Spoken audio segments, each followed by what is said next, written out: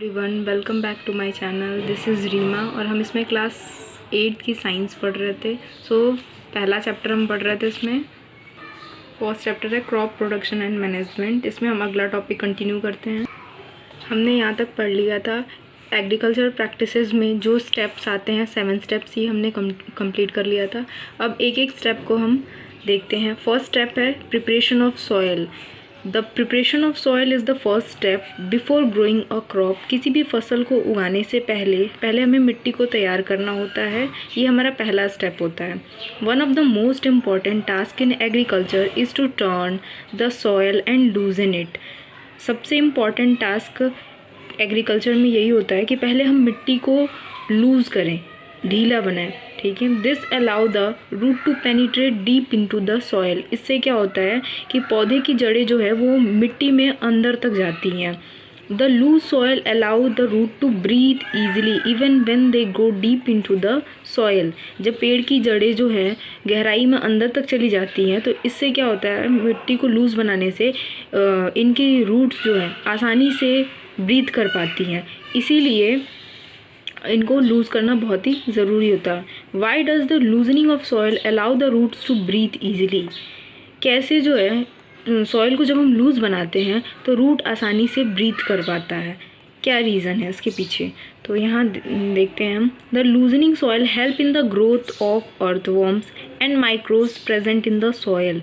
जब हम मिट्टी को लूज़ बनाते हैं तो उसमें मिट्टी के अंदर जो अर्थवॉर्म और माइक्रोब्स जो छोटे छोटे प्रेजेंट होते हैं वो क्या करते हैं कि इनकी मदद करते हैं, इनको हेल्प करते हैं इनके ग्रोथ में।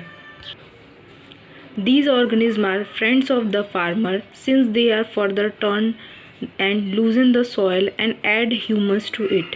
अर्थवॉर्म और माइक्रोब्स जो हैं ये क्या होते हैं, ईजिली ग्रो करते हैं। इस मिट्टी को लूज़ बनाने से आसानी से ये ग्रो करते हैं और ग्रो करने के बाद ये क्या करते हैं कि फार्मर्स की हेल्प करते हैं मिट्टी को और मतलब लूज़ बनाने में और उसमें ह्यूमस ऐड करने में। ठीक है। ये इसीलिए इनको अर्थवॉर्म और माइक्रोब्स को फ्रेंड ऑफ फार्मर कहा जाता है, किसानों का दोस्त कहा जाता है। But why the soil need to be turn and loosen. पर क्या ज़रूरत है सॉयल को हमें लूज़ करने की, तो इसका आंसर देखते हैं हम next. You have learn in the previous classes that soil contains minerals, water, air and some living organism. हमने लास्ट वीडियो में पढ़ा था, लास्ट चैप्टर में, कि मिनरल्स, वाटर, एयर और कुछ लिविंग ऑर्गेनिज्म जो है सॉइल के अंदर होते हैं। ठीक है। In addition dead plants and animal get decompose by soil organism. इसके अलावा मिट्टी में जितने भी डेड प्लांट्स या डेड एनिमल्स होते हैं उनको डिकम्पोज करने का काम कौन करता है, माइक्रोब्स करता है। In this way various nutrient in the dead organism are release back into the soil. इस तरीके से जब ये डेड प्लांट और एनिमल्स ये डिकम्पोज होते हैं, इनको माइक्रोब्स के द्वारा इनको सड़ाया गलाया जाता है और इनके अंदर जो भी न्यूट्रिएंट्स प्रेजेंट होती हैं वो मिट्टी में वापस से मिल जाती है। These nutrients are again absorb by plant. और जो हम नया पौधा उस मिट्टी में लगाते हैं तो वो क्या होता है, ये न्यूट्रिएंट एब्जॉर्ब किया जाता है इन नए पौधों के द्वारा। Since only a few centimetre of the top layer of soil support plant growth. इसीलिए जो है कुछ सेंटीमीटर, मिट्टी की जो कुछ ही सेंटीमीटर लेयर होती है वो जो है पौधे के ग्रोथ में सपोर्ट करती है। ठीक है।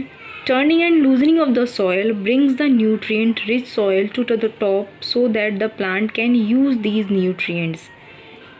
जब हम सॉइल को मतलब लूज़ करते हैं तो उससे क्या होता है कि जो भी न्यूट्रिएंट्स है ऊपर के लेयर पे होती है वो नीचे चली जाती है और उससे क्या होता है पौधों को आसानी से न्यूट्रिएंट्स मिल पाता है। नेक्स्ट देखते हैं। दस turning and loosening of the soil is very important for cultivation of the crops. फसल को उगाने के लिए टर्निंग और लूजनिंग बहुत ही ज़्यादा ज़रूरी होता है कि हम मिट्टी को भुरभुरा बनाएं। The process of loosening and turning of the soil is called tilting और प्लॉइंग।